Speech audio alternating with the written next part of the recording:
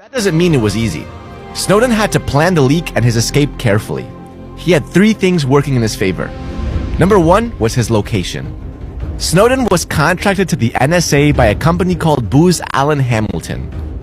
He was based in Hawaii, 5,000 miles away from the prying eyes of everyone at the NSA's headquarters in Maryland. He was also 6 hours behind them. So while most people had left the office for the day in Fort Meade, Snowden's workday was barely halfway through.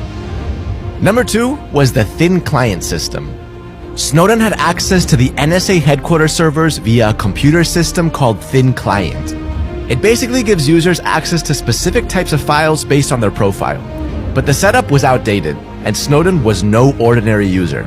He was a systems administrator.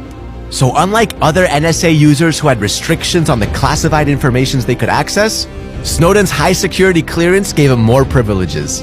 At his level, he was the auditor. He could pose as any other user, access the NSA's intranet without leaving a digital signature, and literally function like a ghost user if he wanted to. And so, Snowden's job profile was factor number three. As a systems administrator and analyst, he had the authority to use thumb drives. He could literally copy information from one computer to another without raising any suspicions.